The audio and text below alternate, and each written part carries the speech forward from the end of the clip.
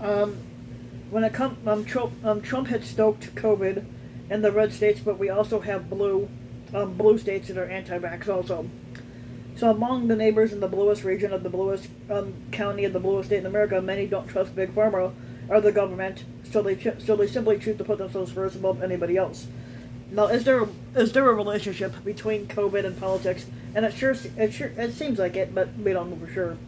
By the end of October 25th, by the end of October, 25 out of every 100,000 residents of counties that supported Donald Trump, that won by wide margins, had died from COVID.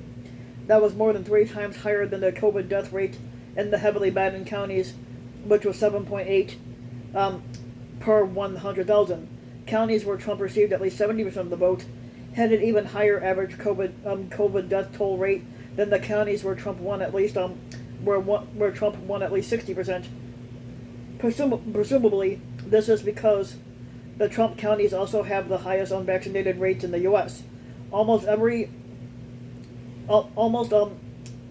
reliably blue state now has a higher vaccination rate than almost every reliably red state. There are some obvious reasons why Trump voters have been hesitant to get vaccinated. Trump had politicized the issue, making the jab a hallmark of his peculiar form of the Republican populism. He and Faux News had spread false rumors and conspiracy theories about the vaccine.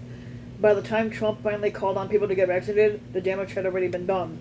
In other words, it's the same trifecta of the Republican media, inadequate education, and rejection of science that gave us Trump in the first place. This isn't the whole story, though, because the U.S. as a whole trails every other advanced country in the rate of vaccinations. And why? In recent weeks, people have discovered that several anti-vaxxers live around them in the bluest region of the bluest county of the blue state in America. Basically, I've known several for years, and they are well informed and well educated. But they're as opposed to getting a shot as any Trump anti-vaxxer. Some are hippies who were in their late 60s and early 70s who regard their bodies as sacred and don't want they don't want anything or anyone to invade it. One person who grows her own food and lives by herself in a cabin not far from where they live at had said she didn't want anything going into her body that she didn't control. And when somebody asked her whether she had been vaccinated against smallpox, measles, diphtheria, tetanus, or whooping cough, she basically said that she assumed so, but had been too small to have had any knowledge or control of that.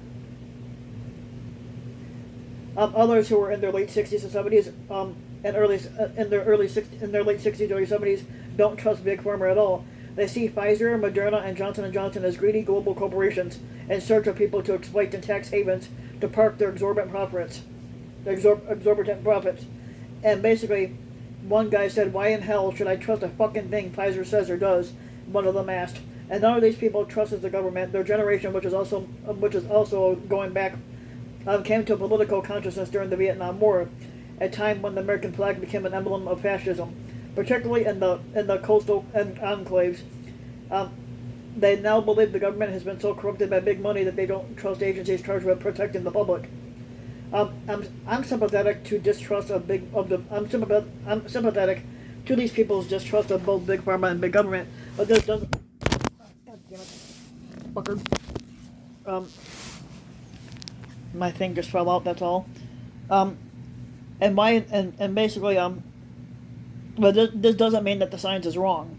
One of them referred back to a 2017 study published in the Journal of the American Medical Association, which found that about a third of the drugs approved by the U.S. Food and Drug Administration between 2001 and 2010 had safety problems after reaching the market. And basically, yes, so I checked and he's correct. But he left out a critical fact. As soon as the FDA discovered the problems, it forced manufacturers to pull the drugs or issue warnings on it. But deep down, I think these blue anti-vaxxers are motivated by something different from mere distrust. But when we point out that they could be endangering others, they remained unmoved. And when I suggested that their concerns, however valid, had to be weighed against the public's overall interest in conquering this epidemic, and they said they didn't give a fuck.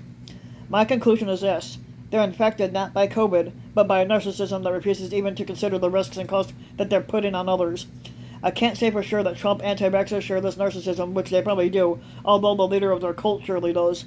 And of course, my sample size was so small, I can't even generalize to all blue to all blue anti-vaxxers, if we blame Trump and the culture that produced him for the relatively low rates of vaccinations in the U.S., we're missing a character trait that may offer a fuller explanation. And this trait is found among Democrats, in independents, in blue America, as well as Republicans in the Trump land. In fact, I think it's been near the core of the American personality since before the founding of the nation, a stubborn, selfish, me-first individualism. And basically that's that. So if you like the video, give the video a like and subscribe to my channel, RAW King. And also hit the notification bell so that you'll be notified when a new video comes out. And thanks for listening.